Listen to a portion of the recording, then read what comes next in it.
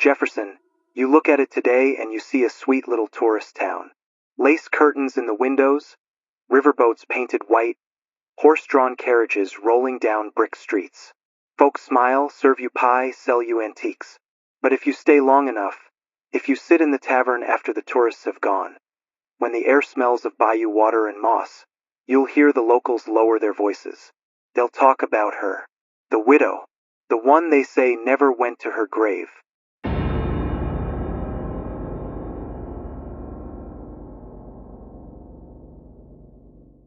The widow arrives. Back in the 1870s, Jefferson wasn't a quiet place at all. It was booming. Cotton, timber, steamboats lining the big Cypress Bayou. Men came from all over, river captains, gamblers, fortune hunters. And that's when she arrived. Her name was Eleanor LaRue, though most just called her Widow LaRue. She was tall, striking, with pale skin and eyes that didn't quite look at you, more like through you. She married Captain Thomas LaRue, a riverboat man with money in his pocket. Folks thought she'd settled well. But one morning, they found the captain floating face down in the bayou. No struggle, no boat nearby. Folks said accident. Folks always say accident when they're too scared to say murder. And the widow, she walked to town in her black veil, face set like stone, didn't shed a tear. From then on, misfortune clung to her like smoke. Any man who came near, courtin', friendly or otherwise, ended up dead, crushed, shot, drowned, strangled. And every time, the widow walked away untouched, with her garden blooming brighter than ever. The roses, that garden, that's what folks remember most. When drought hit, other lawns turned to dust. But hers, thick roses, red as spilled wine, fat blooms curling against the iron fence. Women swore they saw her out there after midnight, feeding the soil from a jug, something thick, something dark. One young boy swore he saw her digging at the roots, whispering words he didn't understand. His mama slapped him for saying so, told him never to repeat it. But children see what adults try to ignore. The disappearances.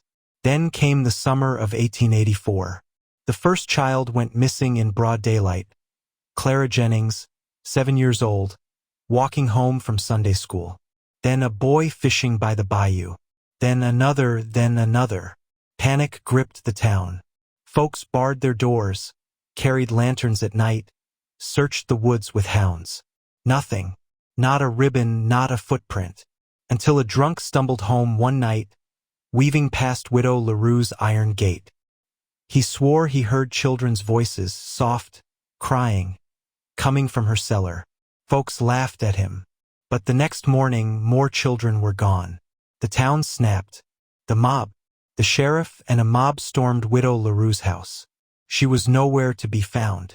But when they forced open the cellar, every man who went down there came back up pale as bone.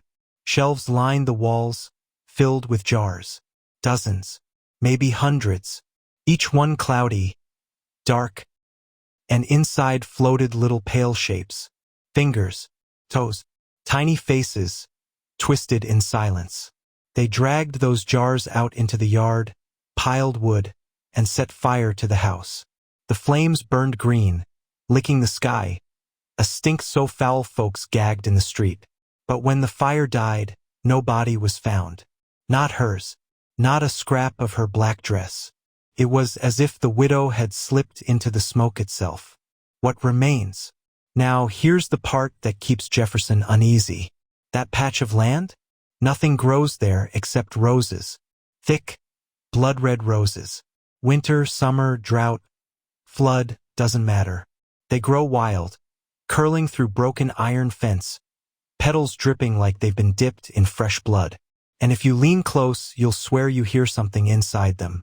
Not the wind, not bees, something softer, like crying. And the bayou, the bayou. Folks say if you walk it on foggy nights, you'll see her.